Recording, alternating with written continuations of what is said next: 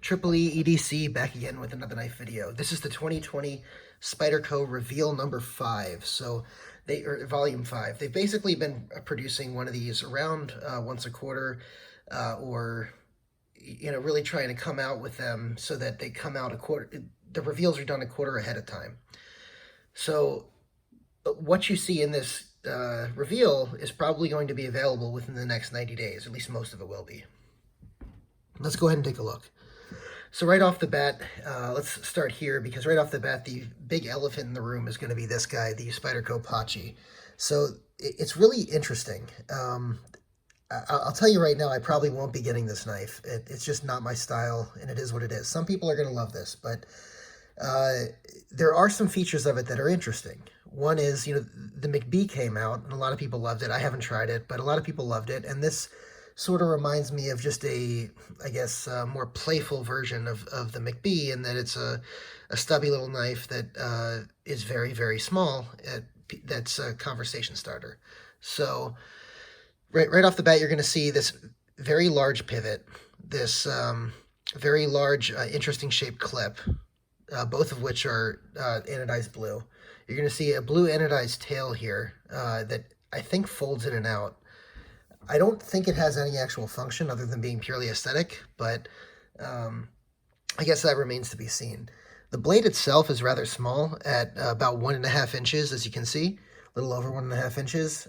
This is going to be made at the Taichung factory, so the quality on it's probably going to be pretty nice.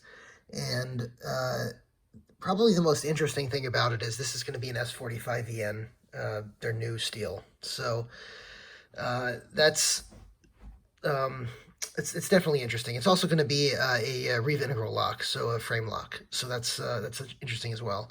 Now the next one is the Spy Opera. Now this is interesting because it's actually a collaboration with Lion Steel. And Lion Steel, if you guys don't know, is an Italian company, and they do a lot of interesting stuff. I've actually never had a Lion Steel knife. I probably really need to get one on the channel, but I haven't yet. I think... Let me just double check something. Yeah, so there's a knife maker, it's by knife maker Max, just quote unquote Max. And I have a Max Knives, I don't know if that's his brand, but I will say I have a Max Knives fixed blade that was designed by Fred Perrin and Michael Janich, that has a skeletonized handle with a hollow ground blade that looks almost exactly like the Yojimbo style blade. So just as an aside, that I have seen the name Max before. I don't know if it's the same brand. If you guys know, drop a comment below letting me know. But this is M390. It is a lockback. It is micarta, and it has a wire clip. So this is, and it also has a 2.67 inch edge length. The blade itself, they say the edge length is 2.67 inches. Looks like the blade's slightly larger than that. I don't see what they have the actual blade length as. But this is something I may check out. It's a little small, but I really love the Benchmade Proper, and this seems like it kind of is a cross between the Benchmade Proper and maybe the very successful Civivi, which is a backlock, or Civivi Rustic Jet, which is a backlock. And they may be trying to compete there in that space, although this doesn't look like it's going to be a relatively cheap knife. So something to think about there. The Native 5 lightweight in CPM Spy 27 and the Mule team as well. So the Mule team we figured would come out because the Mule team that's where they test the different steels. They create one for each steel they make. And it's the way they test the steels with the same blade shape and the same handle on every single model across all the different steels, so that they can really test and see how each steel differs from the last steel with as much control there as possible, meaning the blade shape is the same, the handle's the same, the blade thickness is the same, the grind is the same, everything's the same. So if you guys, a bunch of you collect Mule teams, that'll be an interesting ad. I've never really gotten into the Mule teams. I probably would get one at some point if I wanted to, but I'm not going to go out of my way to get one. A lot of people get scales for them or have them made. The Native 5 lightweight in Spy 27. So I'm not a big native or little native fan. You guys know that I love the Shaman, which is the large native, and that I like larger knives in general. I've handled the native, and I owned a little native for a while, and I've handled the native in Spyderco's factory outlet store. And I can't really get behind it. I'm not going to say that it is an excellent knife if you like a small to medium sized knife, but it's just not my cup of tea. But this will be very interesting to a lot of people, and I like to see the fact that this came out. I will say, I think Spyderco is going a little bit overboard with all the lightweights. You guys may disagree with me, but I think that they can make a G10 knife or another knife with a different type of material without, I mean, when you have something like Spy 27, do you really want to showcase it on a lightweight? That's just how I feel. I know a lot of people love the lightweights, but I honestly, the G10 doesn't add so much weight to it that it does anything at all for me. I'd rather have the G10, or I'd rather have carbon fiber. The lightweights are a little cheaper though. So this is interesting. These are, I guess this is the tactical page, and this is the Canis. This is Kelly McCann. I don't know who he is. He is apparently a counterterrorism expert, and so this is a tactical knife. From what I understand, this area right here is a bit of the swedge taken out, or a huge swedge that's put into it, I should say, in order to lighten the knife or lighten the blade. I don't know why that's necessary. Maybe there's some tactical reason. If you guys want to let me know in a comment, that's great. I don't really understand why. I will say this. You have the Yojimbo here, which is basically a big Yojimbo. Now, you guys know I like the Wee Roxy 4, so I'm probably going to be picking this one up. I really like a large Wharncliffe blade. I'll probably be picking this one up. I'm pretty excited for this. This one, though, is another Wharncliffe that is about the same size as the Yojimbo, also meant for tactical purposes. Honestly, I'm not really sure how this fits into Spyderco's lineup, the Canis. I don't know that it offers anything majorly different from the Yojimbo. You know, I honestly, I don't get it, and I probably won't be picking this one up, but it is interesting. This will be carbon fiber G10 laminate, so it's going to be made in the Taichung factory, and it is going to be S30V, so for whatever that's worth. The Rock Jumper, this has a 2.83 inch blade. I'm honestly confused as to how this isn't just a it's VG10. I'm honestly confused how this isn't just a Wharncliffe Delica, which they already make. So I'm not sure how this differs at all from the Wharncliffe Delica. It looks exactly the same. It's a lockback. It's FRN. It's a Wharncliffe with a Spidey hole. VG10, pretty much similar shape. I mean, maybe a little bit taller handle, but it looks pretty much the same. I don't know what Spyderco's doing there. It's not really groundbreaking. I don't get it. This one, though, I'm very excited for, the Yojimbo. I felt for a while they needed a larger Wharncliffe blade in their lineup. This is the Swayback. This is probably the one that most people are most excited for. I have never put a pre-order down on a knife before. I'm considering it for this just because I know that it's going to be in pretty high demand, and I do want one, but I don't know that I want one that bad that I am going to put down a pre-order. But I'm pretty excited for it. This is a Sleege design. Everyone's obsessed with the Sleege buoy. You know, I have the Spidey Chef. I do like the Spidey Chef. I'm actually carrying the Spidey Chef on me right now. But that doesn't mean that, you know, I'm going to go crazy for this knife. But I am pretty excited for it nonetheless. So that's another thing. It's a Wharncliffe with a 3.3 inch blade and Sleege design. Probably going to have nice polished washers, just like the other Sleege knives. They really do feel nice and polished and have good action. So I definitely appreciate that, and I do appreciate the titanium. I do think this clip sucks, though. Honestly, with all of Sleege's other designs, they really should have gone with the wire clip. You guys know on the channel, I have a love-hate relationship with the wire clip. On some models, I like it. On some models, I don't like it. I think when it comes to titanium knives, they it's actually a pretty good option most of the time and fits well in most of Sleece's designs. I'm a little disappointed by the spoon clip. Okay. This is their normal lineup of, I guess, budgetish knives that aren't the Bird series. You know, they're entry-level Spyderco. So you got the Delica, the Endura, the Dragonfly, the Man Bug. But they are all in K390. And, you know, they put here lightweight K390, lightweight. I don't know that they need to do that. I think they're just trying to brand it now as all FRN knives are lightweight.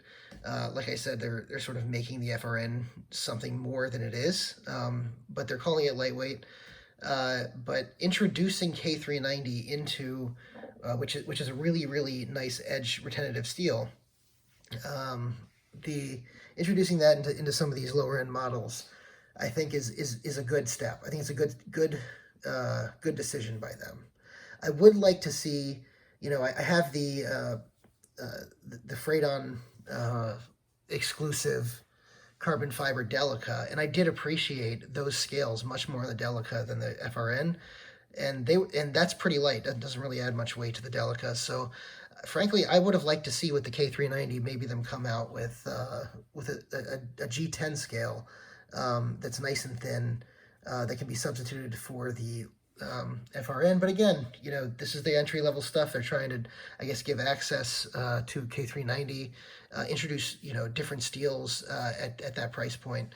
I don't know what these are going to go for yet, but I have a feeling they're going to be maybe a $20 to $30 markup over the normal prices of the Delica, Endura, Dragonfly, etc. So that's what I'm guessing. The Salt series. So in the Salt series, they are, I want to see if they're moving over mostly to LC200N. So actually they still have H1 here, they still have H1 here, and they've still got HCR here. Okay, so I don't really see much different in the Salt series here. Let's see.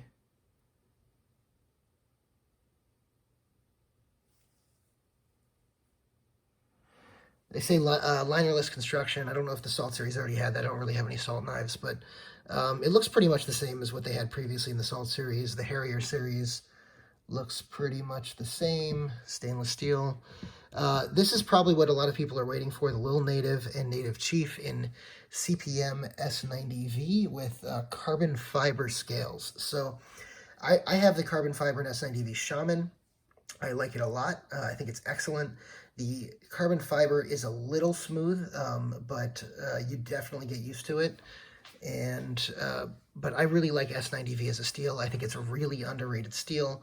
I really wish S90V would be used instead of S110V on their regular production run knives that they want to have the higher edge retentive, because S110V tends to chip. S90V, I think, is a good balance of stainless steel edge retentive and doesn't chip as easily. I love S90V steel. The Little Native wasn't my jam, so to speak, when I had the St. Nick's version. But if that's something that you like, this will probably be a really good version of it. I also haven't bought the Native Chief. I have held it at the Spyderco factory outlet, and I did really like it when it was in hand. But, you know, because I have a larger knife, pretty much from the same family, the Shaman, I sort of felt like the Native Chief was a little duplicative in my collection. That being said, if this is the type of knife that floats your boat, again, this is a great sprint run option.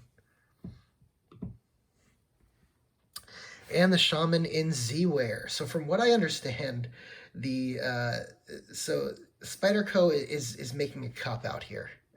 I'm going to call you out on that, Spyderco. You're copping out. Because when you put together a sprint run, it's supposed to be the only one. I have a crew card of Shaman, and you know the exclusivity of it is part of the attraction. Let's be honest. And so, what did you do?